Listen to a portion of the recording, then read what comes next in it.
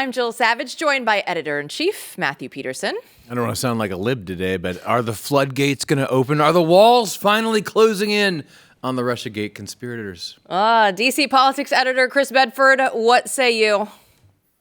I think it's like the walls are getting a lot more snug for these guys. And, the chances of a perp walk are increasing. Let's go. I've been asking for the perp walks on X, and Donald Trump actually might be taking note. Here's his answer to prosecuting, I should say, not protecting Hillary Clinton on Pod Force One. So, we had Hillary Clinton down to whatever we wanted to do with her, and I felt it was inappropriate. She's the wife of a president. She was a Secretary of State, and we could have done a very big number. Yeah. And I said, we don't want to be doing that. Let's, put it into the country and not the concept of putting her in jail, indicting her, all the things that you have to do. It's tough stuff. And I said, we don't want to do that. In fact, you remember I made speeches when I mentioned her name. They started lock her up. Yeah. And I said, no, this is after we won. We just won. And I said, you wanted the country we have to heal. get back to. We want to heal. And yet they did it to me. Yeah. So I feel differently. Oh, I feel differently now. Matt, do you feel a little differently now? Yeah, I think everyone feels a little differently about this. I mean, this is the kind of thing that in the past you would expect, sort of dignity of the office to be upheld by the next person coming. That was the mindset for a good number of decades. You know that someone did something, you pardon them, the country moves on, it does heal. There's two parties, but one citizenry, yada, yada. But after what we've seen and the way in which one party has behaved over and over again and is unrepentant about, these things do change. And I think Trump means what he's saying here. Well, Chris, I want to lock her up just as much as everybody else. I don't know that we're actually going to get it, but I love the sentiment, at least for today. But going after people at the top is the smartest thing that they need to be doing right now. And yes, I agree. You're not going to see Hillary Clinton locked up. You're not going to see Barack Obama locked up. But I do think, and we've talked about this previously in the show, people like Brennan, people like Clapper, people like Comey, even more, are in real serious danger of having broken the law for their parts in this cover-up. And the fact that, they're not politicians. The Supreme Court, this doesn't impact Hillary Clinton as much. And President Trump pointed out, I think it was late last week, that the Supreme Court rulings that assisted him in the prosecutions that said, listen, you just can't prosecute for official actions of the U.S. president. It really ticked off liberals. But right now, it may actually be helping Democrats out because that's going to apply to President Barack Obama, who's going to try and say, hey, these were official actions of the president. That's maybe why they're not going to go after him. That sort of protection is not afforded to rogue intelligence officers, no matter how important they are in those rogue agencies. Well, let's dive into some more of the Russiagate declassified documents. DNI Gabbard is declassifying all these text messages and documents, exposing just how embedded the media actually is with this fake Trump-Russia collusion narrative, right? We know the Steele dossier, that of course is the Clinton-funded Oppo research file. It was leaked to Yahoo News by the people that were trying to go through and use it for FBI's Crossfire Hurricane to actually look in to Donald Trump's campaign. Now, Peter Strzok is the guy who started all of this. He admitted in the 2016 text message that the dossier wasn't meant just to inform, but it was actually intended to influence the media narrative. So, Matt, when we say that you don't hate the media enough, this is another example of what we're talking about. Yeah, look, the problem is the collusion. The real collusion was not Trump with Russia. The real collusion, I repeat, was not Trump with Russia. The real collusion was the intelligence agencies, the FBI, with the media.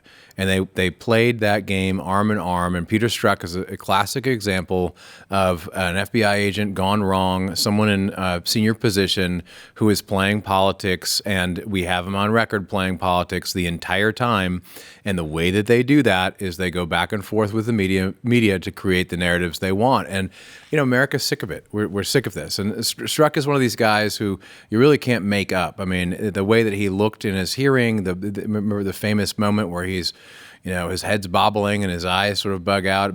These people are classic, villains really in every Hollywood movie about corrupt politicians, and you can just look at them and see there's something wrong here. But we have him on record over and over again being at the center of all this business. Yeah, and we see his text messages now trying to make sure that Michael Flynn, the investigation, they actually don't close the investigation. Let's go ahead and look at some of these text messages here. Strzok says, hey, if you haven't closed Razor, which is the Operation Razor, that's the name that's used for Michael Flynn, he says, don't do so yet. Somebody whose name has been redacted says, I have not closed it. It's still open. I'm still listed as the case manager. I had to actually double check. Strzok says, Razor still open. Then he goes into something like, hey, do you still want those chips and Oreos, which of course is all the important stuff here. And then the redacted person says, phew, yeah, that was amazing that it's still open. Anything that I can help with. And Strzok says, we just need to relay to him not to close Razor yet. So Chris, when we look at this, we see the weaponization of the FBI against all of their political opponents, right? It's not a theory anymore. We see the actual text messages that have come out and saying, okay, no, we want to make sure that this thing that we're looking into with Michael Flynn, we want to make sure that case stays open for right now.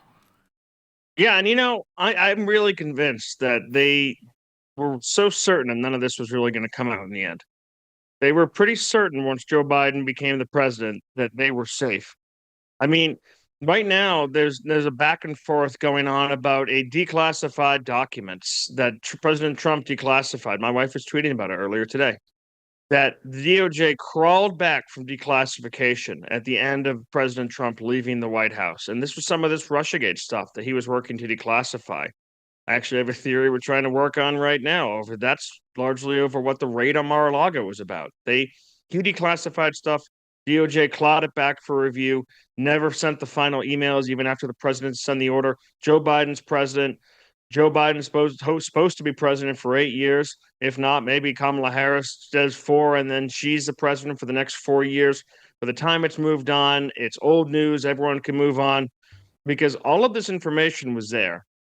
And one of the reasons they really wanted President Trump to not ever come back into office and to preferably be in prison was to make sure that he would not be able to uncover this literal proof that Brennan was lying, that Comey was lying, that Strzok was involved, that these text messages exist, that these meetings happened, that President Barack Obama gave the orders, because all of those records were real. Those are some of the things I suspect they were trying to really search for when they said, listen, there's all these pages of redacted information that we can't even tell you. It's so secret, but we know he has them because they're missing.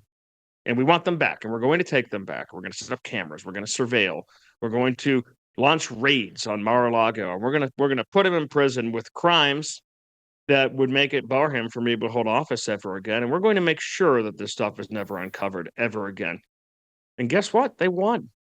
And they came back. And I'm not sure yet what the deal is with the burn bags, how routine that is, if these are copies, what's going on there.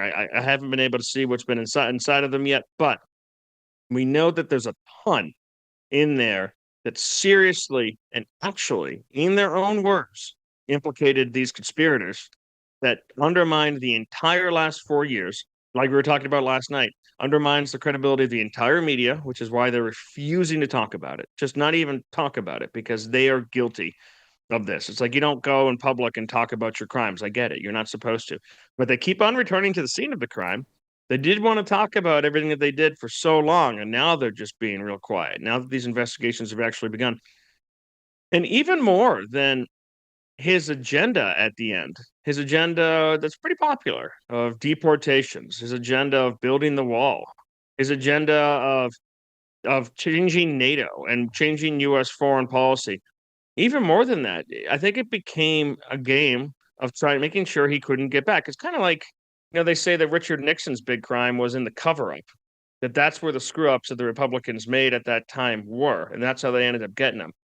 Well, I think a lot of this stuff was their attempts to try and cover their tracks until it had been 8 years or 12 years, or they were praying longer, and no one ever actually went looking for this. The people who came in office just wanted to move on from this dark period of time and not actually deal with it. And they ended up kind of sealing their own fate in a lot of ways. But Chris, it's worse than them just staying silent on the matter. Actually, Peter Strzok went through and deleted all of his posts on X on Monday. Is this a coincidence, right? We see this. Okay, by the way, my name is being included in all these document dumps that are coming out. My text messages are going public. Oh, crap. I better delete everything off X before the entire, internet army can go figure out what I've been posting. And it didn't just stop there. John Kerry today, I saw this on X, John Kerry went and locked down his account as well. Now, there's already 3.1 million people that follow him. So 3.1 million people are already on the protected side of the tweets they can go through and see. But it's interesting, Matt, that this is the reaction of the leftists. Oh, you know what? You can't see anything that we're doing. No, please don't watch what we're doing. Yeah, it's kind of become a symbol quick these point days. Of clarity there. Well, Strzok did this on Monday. When we looked into this to try and report on those, because I saw that as well. I was like, John Kerry. It did turn out that he did lock his account quite a bit beforehand. He was sick of the game. And maybe Strzok should have done the same a long time ago as well. Oh, yeah. It's become a kind of symbol of like, I'm out. Right. I'm out. I'm shutting everything down. When you close your X account or you block everyone, We should all do this. It's kind of a symbol of I'm out. But you're right. Yeah, you're right. Chris is right. There's also a good side to that. You'll know the day that I hit my number when I'm completely off social media and I have someone else holding my phone. But this is with Strzok. It's and with Brennan in recent interviews as well. It is instructive that they're not just sitting around saying nah, that little look isn't there anymore. These guys are a little scared. It looks like they really are circling the wagons because they do have to be concerned.